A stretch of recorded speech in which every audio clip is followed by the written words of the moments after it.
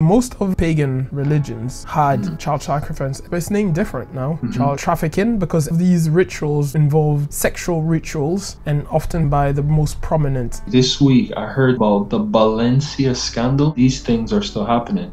The images that they use, Aleister Crowley images to promote what they believe. And they used children in bondage and covered in blood. And I think this even goes back to Isaac, Abraham, and Sarah. Child sacrifice during that time wasn't something that was new. Abraham's coming from the land of the Chaldeans. They knew what child sacrifice was. They're not unfamiliar to it. Correct. There's something more. We could kind of see that God's really trying to express something that can only be brought about by action. It's not about how I'm going to accomplish anything.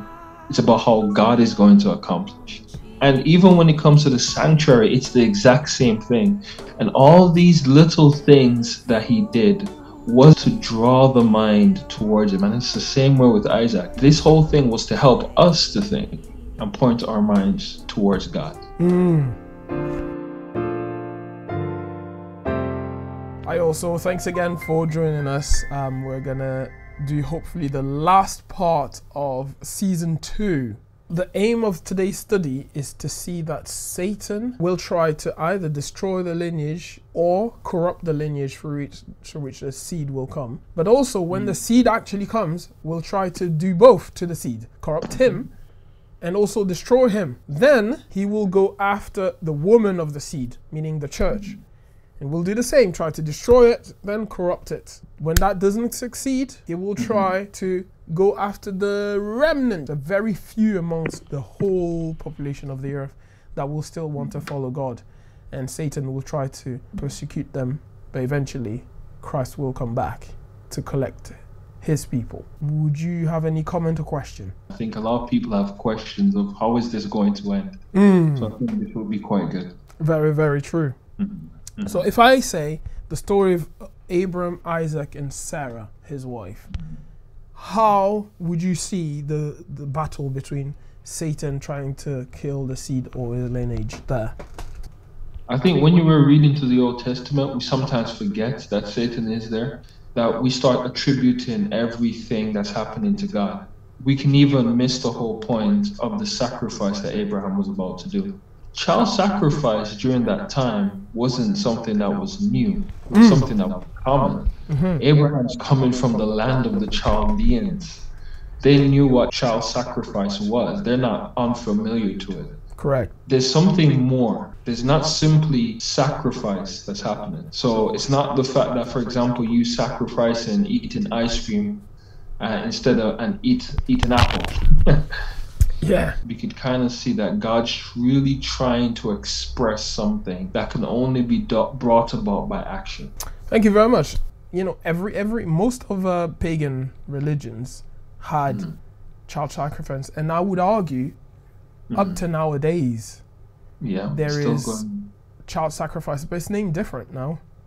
Child trafficking, because every of these rituals involved sexual rituals.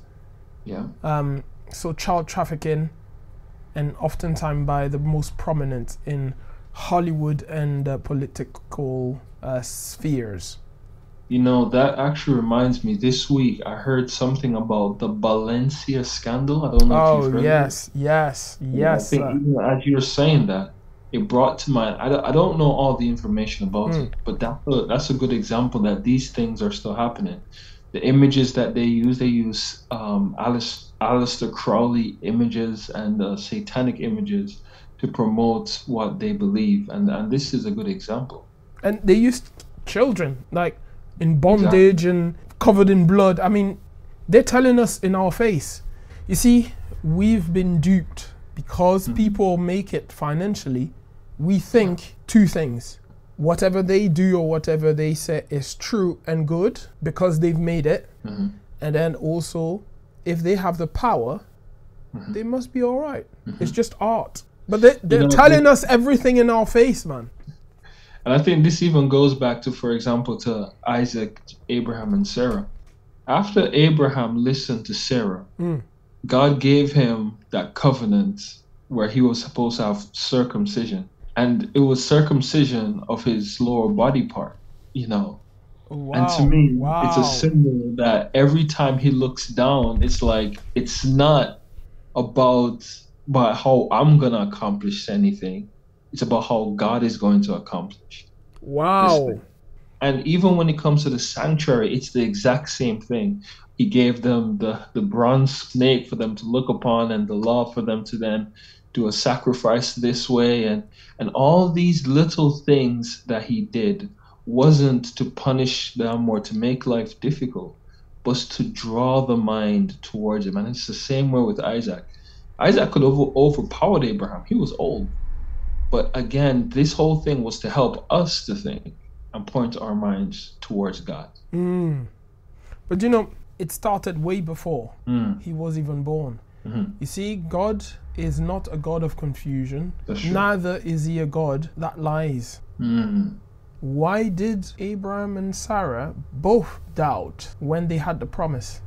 You see, you were right. The Old Testament doesn't mention much about Satan. Actually, in fact, I know some Jews don't believe that Satan truly exists. Why? Because their Torah doesn't talk much about Satan. There's only a few, for example, the book of Job that actually mentions about Satan. But everything, it's about either God does good or evil, you know? What would be the point of someone coming to me and saying, Christopher cannot be trusted? And then Christopher going, I can be trusted. And then the person says, no, you can't. Yes, I can. No, you can't. Yes, there would be no end to it. There would just be a back and forth argument. But instead, we find that God's focus isn't on the person who's brought the accusation, Correct. But the accusation itself. Can I be trusted? Even going back to Abraham right now, and he's asking Abraham to do something that within himself, he would have been wrestling very heavily with it. And we see the same with Job. God says, I can trust Job. And then we have a position where we see Job saying to his friends, I think I could trust God to ask him why. And his friends are like, no, I wouldn't trust God. I wouldn't ask God. He would kill me if I tried to talk to him. And then when God comes, he says, Job said of me what was right. We use the word faith so much that we forget that faith means trust. Now, let's go back to Abraham. Abraham's doubt, Sarah's doubt, didn't come from them. No. But came from the devil. So the devil is like, if I can make these people doubt stops you from going forward. It does. So surely they won't even try to have a kid.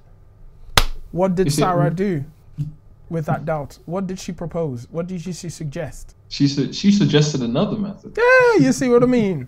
You know, faith and fear both request that we believe in something in which we cannot see. She couldn't see the possibility of this happening, fear. And so she believed that it couldn't happen. She trusted in that fear. But then it always creates a mess. It does. Do you know where I'm going with this? Yeah. So where we would get the Ishmaelites from. And correct. So on. Up to today.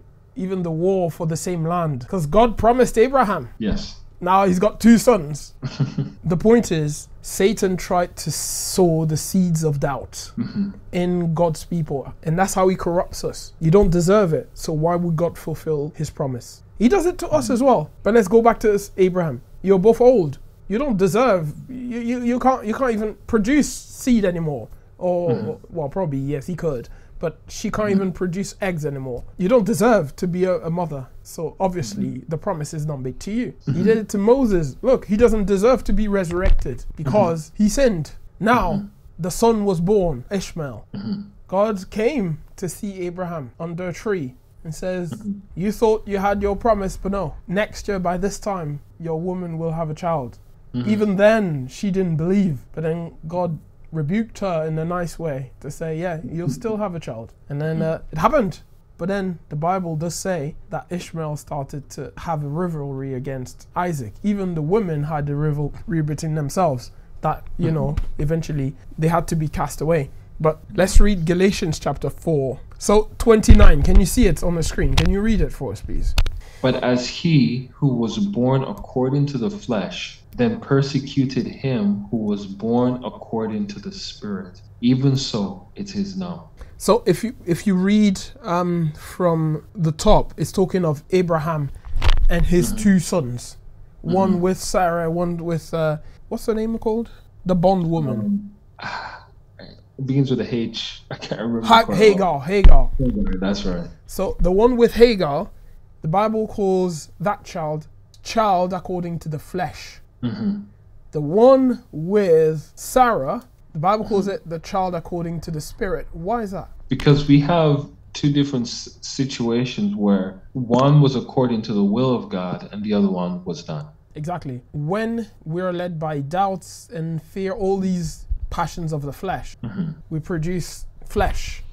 But when we're led by the Spirit of God, we produce the fruits of the Spirit, basically. And the whole book of Galatians is about that, the flesh versus the Spirit. The very next chapter, chapter 5, talks about that. If you walk according to the Spirit, you will produce the fruit of the Spirit. If you walk according to the flesh... Oh, sorry, go ahead. Go on then. This is the same thing that's going to be happening at the end of time. Jesus says, just as the days of Noah, it's going to be the same thing. One set of people living according to the flesh, one set of people living according to the Spirit.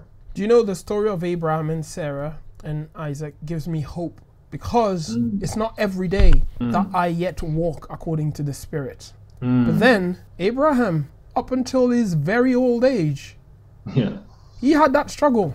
He went to Egypt, he lied, because his flesh was telling him they're going to kill me for my wife. God promised him a son. He did not believe at first. Then he managed to believe, but his wife did not believe. You know, they were led by the flesh. Then eventually they managed to learn to be led by the Spirit. And that gives me hope. God is a God that seeks to redeem. And it's up to us to choose, really. So let's read the number 5. It says, in the story of Abraham and Isaac, we once again have all the elements of Genesis chapter 3:15. God promised Sarah and Abraham a son, but they doubted. Who do you suppose planted this doubt in their minds? But God made a promise. There was one who did not doubt that promise, Satan. By Sarah's suggestion, Abraham took Hagar and had Ishmael, who would later try to kill Isaac.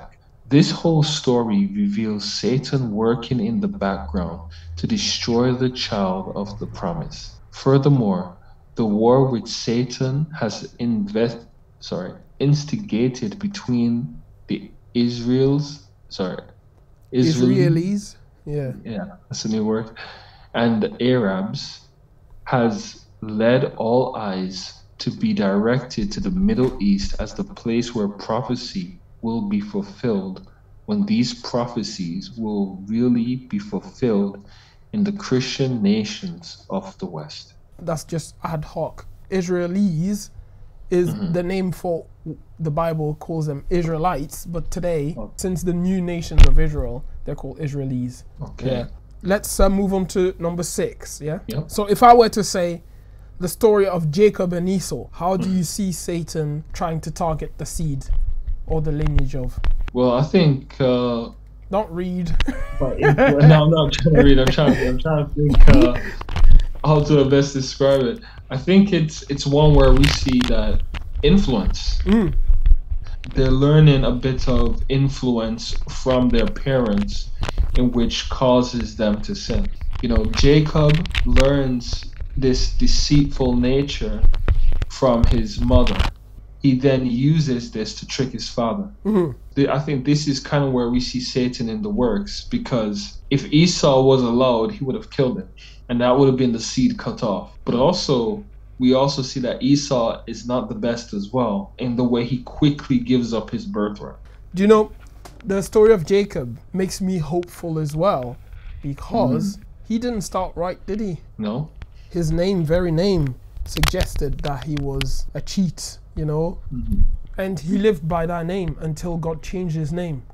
But what made God change his name from Jacob to Israel? It was the fact that Jacob struggled with God to get rid of his natural nature. He was born again, you know, and he struggled with God until God blessed him with the new nature. And eventually, Jacob was called Israel, the one who fights with God and men and is an overcomer. And we'll see that again in the book of Revelation when we study about the 144,000 coming from the 12th tribe of Israel. Basically, it's those that overcome. The whole book of Revelation is about that. So now let's read how is Satan trying to get rid of the lineage of a seed. Number 6, Genesis 3:15, where God made a promise to send a seed to crush the devil's head. Once again comes to the fore of the story of Jacob and Esau, two brothers born from a woman and at enmity with one another. In fact, Esau had every intention of killing Jacob. And we see that in Genesis 27 when Jacob is coming back home. But God protected Jacob from the wrath of his brother at the end of the whole night of struggling with God. Do we have mere sibling rivalry in this story? There is more than meets the eye here. Satan knew that the promised seed would be a descendant of Jacob. If he could get rid of Jacob, he could get rid of the promised seed. We're in a position where we also see that Jacob now comes to the realization that he's trying to live a godly life. And he realizes that the only way for him to do so is by seeking God for help. Because many times we only run to God when things get bad simply because he can help us out in that instant. This is the key thing. God doesn't simply help us as a provider in our things, but it's a step in the right direction towards helping us in our spiritual walk, in our relationship building with him. And we see this because the end result, he wrestles with God. Ultimately, God's glory is to redeem his people. God loves it when we're stuck and we call upon his name, because that's an opportunity to show himself trustworthy. Mm-hmm. What is the glory of God? I remembered God actually said what his glory is. When he said, to Moses, I'm going to let all my glory pass before you. He then starts to say, loving, trustworthy, slow to anger. Ooh. He describes his character. That is the glory of God. And so, as you said, Paul says he glories in the cross. That's right, because it demonstrates the character of God. And this is very key for us, that the glory of God is the character of God. And we see this in Jacob. When Jacob's brother meets him, he can now say, this guy is different. It's not that he's limping, it's because his character's now changed. Now, if I were to say, how through the story of Joseph is Satan again trying to destroy the seed and the lineage of the seed? I think we have a mixture of things here. Okay. We have one of jealousy and envy. We have one of torment. Mm-hmm. Then we have one of trying to corrupt. And then we have one of depression, hopelessness. And then he's then put in a position where he could be tormented. He could have been whipped. We don't really know exactly everything that happened to him, all the way to where he's now in power and he can now dish out to his brothers tenfold of what they've done to him. And I think this is where we see Satan behind the scenes working. Also, we see the grace of God. I want to point that out. That is so true. You see Satan act in the very nitty-gritty of life, yeah? But as a grand scheme of things, Satan tried to create a famine that would destroy the whole of the lineage of Jacob in one go. But God foresaw that. So he sent Joseph ahead of time to Egypt in order to save the family. And one thing that is interesting with Joseph, he was wise because he understood the grand scheme behind it all. I was sent to Egypt. I suffered all these things because God knew what was going to happen. There was going to be a famine so great that if I wasn't sent to save my family, no one would have been saved. I think that's a very key point because he doesn't know any of that. When he's working for Potiphar, he still doesn't know any of that, what he's about to accomplish through God. When he's thrown in prison, he still doesn't know any of that. And even when he's telling the baker and the butler their dream, he still doesn't know any of that. I think the temptation for us is that we read these stories and we see the outcome, we see how Satan's working, And we forget that Satan's also working, trying to accomplish a lot in our lives. So I really want to put that out, especially for our listeners, is That's that true. we could go through these stories and we point out how Satan was trying to trip these guys up, but he's still trying to do it in our lives today. Not once did I read in a story of Joseph that he ever complained or blamed anybody for his mistreatments. He never complained, but he always sought God first, tried his best in the circumstance that he was in, believing that God had his back. Amen. That's something that we can learn. All things work together for the good of those that love the Lord. And I think this should be our aim as Christians as well. We don't know the full story sometimes. Sometimes you might be in a position where you're struggling with your bills, or a loved one has passed away. And you start questioning, well, God, I've been faithful. Haven't been complaining. I haven't been doing this. I've been obedient. What is going on? But then there's still a lot more to the picture than we realize. There's still an enemy working against us. There's still people that need to be saved above everything. There's still so much to be considered that I think patience is one of the most key things that we have to learn as Christians. And eventually, Joseph brought his family to Egypt. They stayed there. They became slaves. There's a promise of a redeemer that will redeem them, because God had promised to Abraham they would stay 400 years. So Satan thought probably that redeemer is the one that will crush me. So he tried to kill all the males of the people of Israel. But then eventually Moses was born, and Moses became, through God, the redeemer of the people of Israel. He tried to kill them again, even up to the Red Sea and throughout the wilderness, by bringing again and again and again them to doubt, to rebel against God, and eventually to even want to come back to Egypt. So before we look at that, let's read Numbers 7 and 8. Sure. Okay, so the story of Joseph is fascinating. To make a long story short, God sent Joseph down to Egypt in order to spare the Holy Line from starvation during the 7 years of drought. If Satan could have starved the Holy Line to death, there could have been no seed.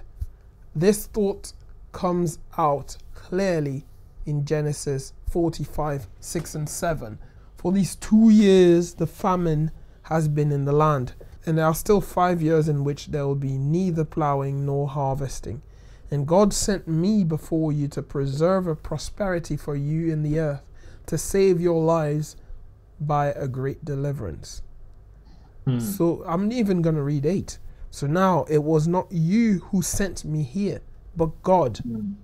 And he has made me a father to Pharaoh, and lord over all his house, and a ruler throughout the whole land of Egypt. You see how wise he was? Okay, can you read verse number 8, please? Sure. In Genesis chapter 1 and 2, we have the story of the enslavement of Israel by the Egyptians. If Israel had remained enslaved in Egypt, the seed could not have been born in Bethlehem of Judea. Satan therefore did all in his power to keep Israel enslaved, even to the point of trying to kill the deliverer himself. He later encouraged the Egyptians to attempt to destroy Israel next to the Red Sea. Interestingly, Pharaoh is called the Great Dragon.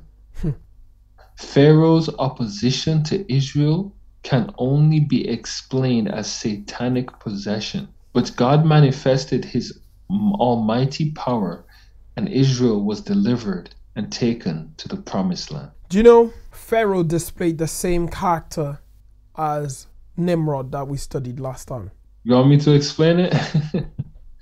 I think in the sense that there was evidence of God's power. So Nimrod would have grown up hearing the stories and seeing by looking around in nature the things that had happened to the earth that caused the flood. Even today, scientists can say there had to be a flood. They can't deny it. There had to be a flood, because when they look at certain places, even the Grand Canyon, and there's this really good movie called Genesis Movie on YouTube, and they go through how the Grand Canyon, there's layers of rock patterns that only could have been caused by a great flood and of gigantic proportion. So I think Nimrod saw the power of God. We see the same thing with Pharaoh. Pharaoh had the opportunity. Like, have you ever seen hail mingled with fire? I've never seen that in my life. I've seen hail, I've seen fire, but I've never seen them combined together. So we have a position where he's seen the glory of God, how God has kept him alive. God has not killed him right away. He keeps trying to urge him to let his people go, but he still fights against it. Exactly. In as much as Nimrod was a mighty hunter against God, Pharaoh became one as well. Because there was no doubt in Pharaoh's mind that God existed. Because many times he asked Moses to pray to his God to stop the plagues, you know? But then every time he would harden his own heart and say, who is this God that I should obey him? That's the pattern that I see. All these great powers on earth, when they're given the power over people, especially over God's people, they rebel so much against God that they attack God just like Nimrod did. Same for the Pharisees. That's what they did. They eventually attacked God himself. And we see the same thing happening in today's society, where people can clearly see the evidence of God, and even scientists, they can clearly see the evidence of God, but they say, no, I'm not gonna go with that. In our own community, a lot of people are craving so much to be recognized and valued that they crave for a time when they know certain black people had prestige and power, i.e. Egypt. So they crave to go back to the Egyptology theories and philosophies, you know? And it's very sad because these are the people that were so much against God, you know? That God had to destroy Egypt with plagues and deliver his people from. So I find that very, very sad that Satan uses hardships to make people run away from God rather than to God, you know? That's so true. Number 9, let's read number 9. It says, in the wilderness, Satan also constantly led Israel into apostasy. So in this way, he hoped to frustrate God to the point of enticing him to give up on Israel and destroy them. If God had destroyed Israel, the holy line would have disappeared and the seed could not have come. Notice an example of this scenario in Exodus 32, when Israel worshipped the golden calf on Mount Sinai. God even suggested to Moses that it would be good to destroy Israel. It is of the utmost importance to realize that the enmity of Satan in the Old Testament is not Israel focused, but rather seed focused. It was not Israel who would crush the serpent's head, but the seed. In order to prevent the seed from coming, Satan attempted to destroy the holy line. It's sad that at the very point where God appeared to Moses to give him his law, Satan at the same time was trying to corrupt the line. But then Moses displayed what God always looked for. He always looks for somebody to stand in the gap, because that person displays the character of the very seed that would come, i.e. Jesus Christ, who stands even up to today in the gap on our behalf, you know, so that God can spare us and redeem us. What would you say if we talk about in the same wilderness, he tried to corrupt the Israelites with the story of Balaam in order to destroy the seed? I think that's a really funny story, you know. In what sense? Because they come to Balaam, they ask for help. Balaam's like, he's saying, I can't go with you. God's saying, I can't go with you. I think even then, Balaam didn't understand the extent where God was like, this is my people. You cannot corrupt them. I think Balaam deep down still thought, I could corrupt them. So he decides he's going to get the money without God's help. And so he conjures up this scheme that if they're living a sanctified life, they cannot be corrupted unless you take them out of that sanctified life. And Balaam sees the power of God. He even then prophesies of the Messiah's coming, and then he thinks of a way to corrupt them. Thank you for sharing that. Do you know what I think of it when I think of the story of Balaam? What do you think of it? What Jesus said not everyone that calls me Lord, Lord are my followers, but only those that do the will of God. He said, some will even in the name of the Lord, thinking doing God a service, want to kill and persecute you. And Revelation names him as well. See, Balaam was a prophet of God, but he was not Israelite. So somehow Abraham had managed to pass on to some of his descendants aside Isaac, the fear or the belief in God. You know what I mean? So it happened that that person that claimed to be a prophet of the Lord was used to corrupt the people of God. Exactly. And eventually to even persecute them at some point, because the Moabites tried to persecute them. And I want to also add to corrupt the understanding about God. Yes. Because as people came to understand Balaam, they knew that Balaam's God was powerful. Because other gods, you may or may not get what you want. But when they said, when Balaam cursed you, you're cursed. And when Balaam blesses you, you're blessed. So they said his God was powerful. His God is powerful, they said. But they didn't understand God for themselves. They didn't have a relationship with him. You'll see that it happens especially towards the end of time. People who claim to know God, the whole book of Revelation, when we start studying, will show that, especially in Revelation 13. They will even claim to make fire come down from heaven, i.e. just like in Pentecost again, or it could be real, just like Elijah's time, the fire came down. That there's a group of people that will claim to know God, to pursue God, but because they don't fear God and keep his commandments, they will end up persecuting the remnant of the seed that will fear God and keep his commandments. Just like Balaam did. And where will that happen? At the threshold of the promised land, at the threshold of heaven. Now, let's read what it says. In the Old Testament, Satan constantly tried to get Israel to lose their identity by mingling with the pagan nations. The story of Balaam makes this crystal clear. At other times, Satan tried to physically destroy Israel from the face of the earth, such as in the invasion of, I can't say that name, Sennacherib or something. No Israel means no seed. I want to point out what it says there. Satan constantly tried to get Israel to lose their identity by mingling with the pagan nations. And you see that a lot today. Satan knows if he can corrupt the people of God through the practices of the pagan nations, then he would, destroy nowadays the remnant of the seed. Let's quickly talk of the story of David throughout his life that Satan tried to kill the seed. Do you know, in as much as Satan tried to kill David from the start, with Saul, then with Goliath, then tried to corrupt David throughout his life by making him make mistakes such as Bathsheba, the numbering of the people, but God still called David the man after my own heart. Not because David was perfect in all his ways throughout his life, but because David always had a heart to be after God.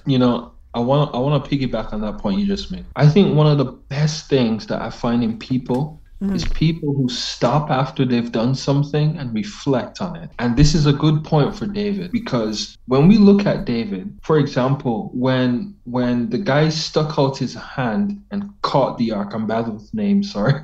It says that David was upset with God. And David goes away. I never knew that, but carry on.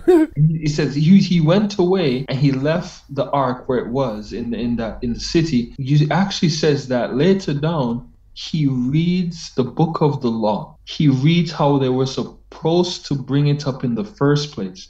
The first time they just went with, soldiers and the common people, and they went to bring it up. This time he went the right way. He told the Levites to sanctify themselves, and then they went down with rejoicing. And they had a right order in which they respected and treated the ark this time. And we have to remember that the onlookers, the people who sent the ark back to them, are still looking. The Canaanites are still looking to see how they're going to treat the ark. And this is what I loved about David. He spent time reflecting on the mistakes or what he had done, and saying, what could I done better? And this, to me, is a quality for anyone. That's something that society has lost today. And I think that's where we see with David, which made him very teachable for God. That Yes. he came back and he could be like, I see where I went wrong, God. Can you help me? And God was like, yeah, shall we continue? Do you know, a lot of people may not want to follow God because they think, I don't deserve it. I've done so much evil in my life. Yet, God calls us to be a man or woman after God's own heart. A bit like David, you know? Why? He wants us to seek God. We have one son of David, King Ephraim. He was the worst king ever. No, sorry, King Manasseh. King Manasseh. Worst king ever. The guy even made his children pass through the fire, meaning sacrifice his children to Molech, you know? He did so much wickedness. When he was captured and taken in captives by whichever country, Assyrians or whatever, he repented and God forgave him. God even placed him back in his kingdom. And that makes me think God only wants one thing, that we're not like Pharaoh or Nimrod, stubborn against God. He wants us to humble ourselves and seek after him, just like David did, you know? So, would you like to read 11, please? Sure. It says, Satan's wrath was practically directed against David. 3 times the demon-possessed Saul attempted to kill him. David had to face Satan's warrior Goliath. Satan enticed David into adultery, knowing full well that the sentence for adultery was death. Satan enticed David to do a census of Israel contrary to God's plan. Why was Satan unrelenting in his attacks against David? The Bible makes it clear that the son of David would sit on the throne.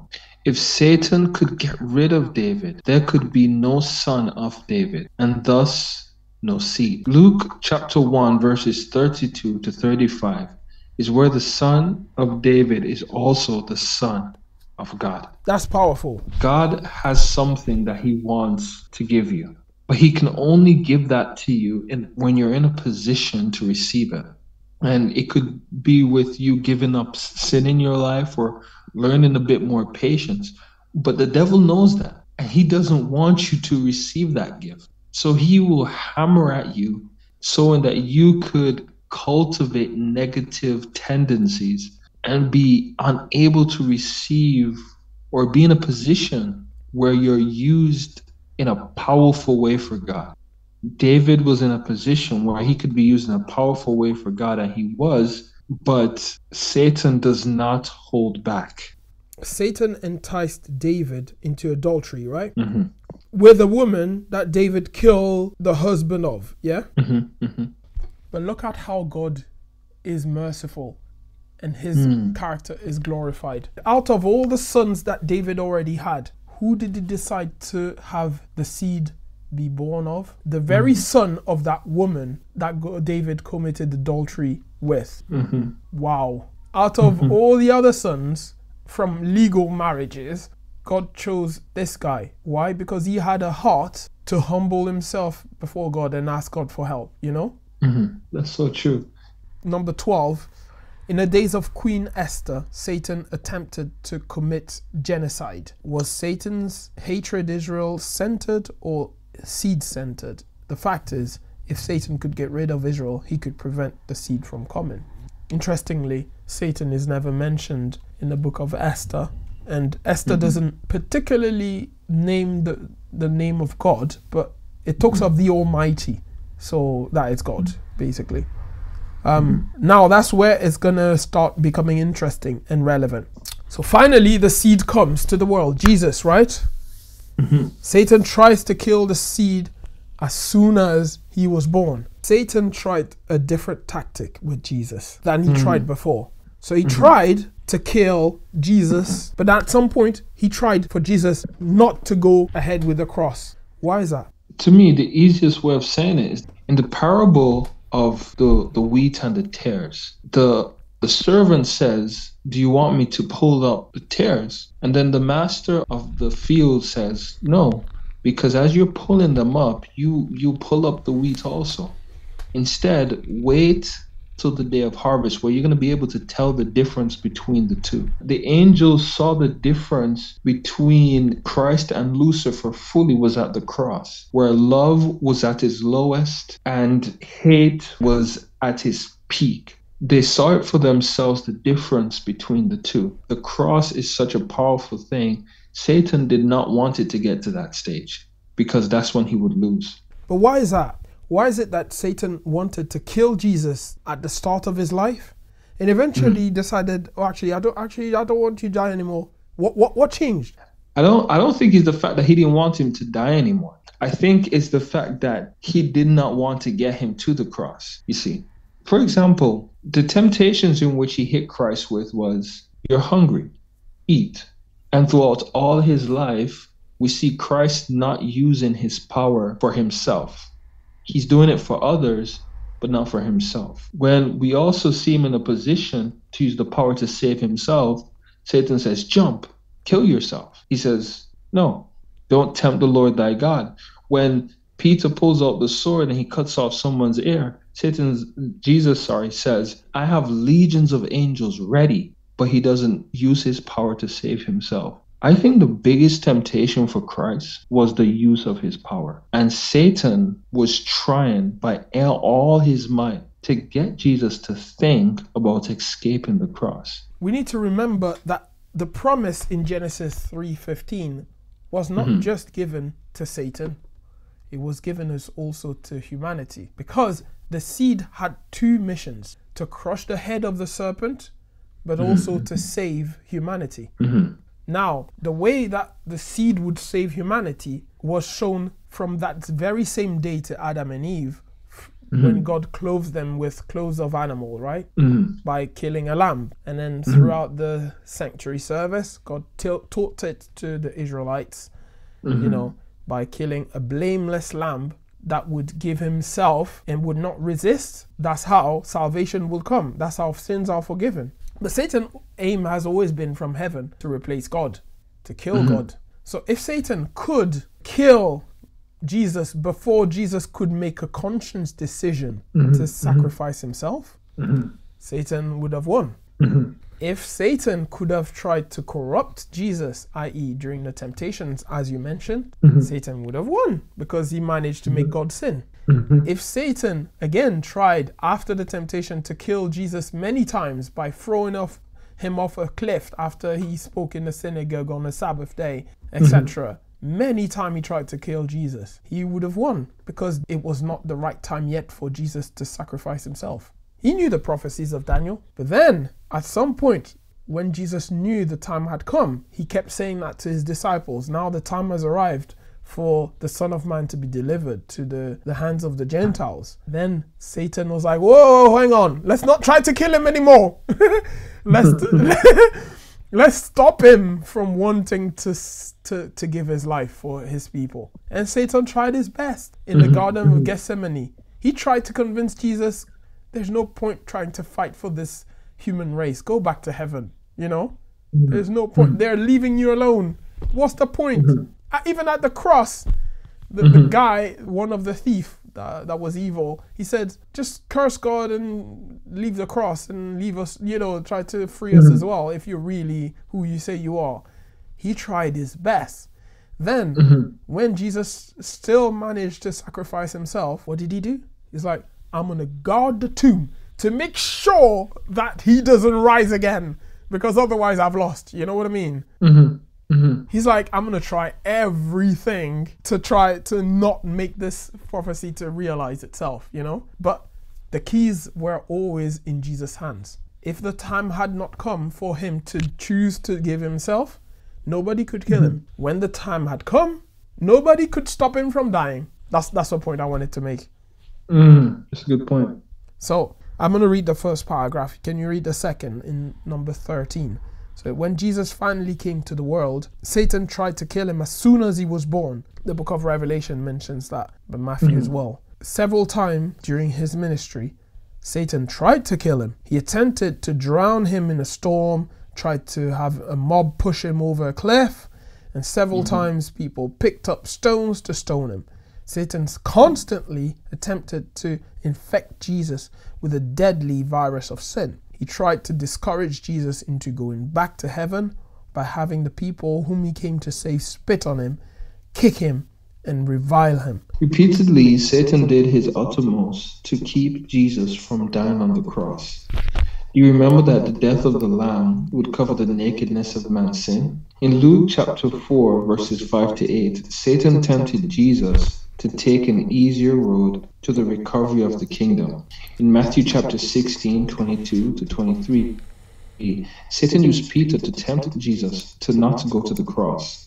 In John chapter 12, verses 20 to 24, some Greeks even tried to get Jesus to delay his death. In Gethsemane, Satan did his best to entice Jesus to give it all up and go back to heaven. When Jesus was spit upon, kicked, punched, and the hair of his beard was ripped off his face, Satan hoped he would retaliate or give up and go to heaven. As Jesus hung on the cross, some in the mob tried to coax him to come down from the cross. And when he was placed in the tomb, Satan influenced Pilate to put a guard to impede his resurrection. Obviously, Satan did not want Jesus to die and resurrect. And that's the thing, because Jesus could resurrect when he gave himself as an innocent for the guilty to die. But if Satan had tried to kill him before he decided to give himself to die to fulfill the Father's mission, that would not be Christ fulfilling the Father's mission. It would be Satan fulfilling his own mission. So you can see that he's a double-minded person, innit, Satan. Now, the seed managed to die and resurrect. So Satan, enraged because he tried everything to kill Jesus, didn't work. To corrupt Jesus, didn't work. To stop Jesus from killing himself, didn't work. To stop Jesus from resurrecting, didn't work. Now, he's like, I've lost the battle, but I'm gonna fight to corrupt as many and destroy as many as I can, basically. And that's what we start seeing in number 14 and 15, that he's gonna go after the woman of the seed, meaning the church. You're going to try to persecute it. As soon as Jesus was gone back to heaven, try to persecute the church. Then, when it didn't work with the first popes, he tries to corrupt the church with the pagan nations' practices. Just like Balaam, he's not changed his practices at all. Then, eventually, when almost the whole church was corrupted for 1260 years, then God rose up reformers to create a remnant of the seed.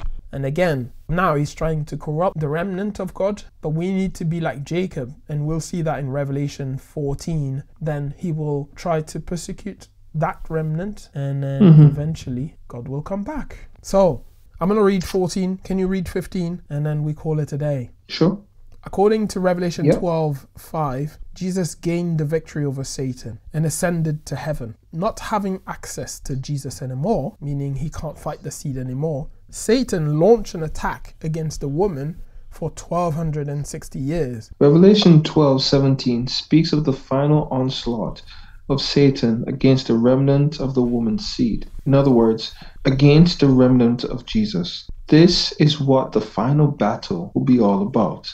It is not about politics, economies, or ethnicity. It is about worshiping God, keeping his commandments, and having the testimony of Jesus. To conclude, Satan's attack on the seed and his attack on the woman of the seed and also the remnant of the seed, we can see all of that in Revelation 12. The attack of the dragon against the child, that's the seed. We can see that in the first few verses of Revelation 12. Then that idea is developed a few verses later. So that's how Revelation is almost always like that. It gives an idea, then eventually, either in the same chapter or the next chapters, it develops on the idea. So it always comes back to an idea that was previously mentioned. So Revelation, you can't read it all in one thread, like a whole story, one after the other. It gives one thing, then expands. Gives one thing, then expands again. So that's what happens. So the attack of the dragon against the seed is mentioned, then it develops it in verse 7 to 12. Then, when that doesn't succeed, like we've spoken tonight, he will attack the woman of the seed for 1260 years. So that's found in verse 6, and that will be expanded in verse 13 and 16. And then, when that doesn't succeed, after the 1260 years, he will attack the remnant of the seed. And we can see that today he's trying to corrupt the church now with all sorts of weird practices and beliefs, such as speaking in tongues that are not even tongues and whatnot. Then he will try to persecute the remnant of the seed, and we can see that said in verse 17, expanded in the next chapter, Revelation 13. That's our session done for tonight. Shall we pray? And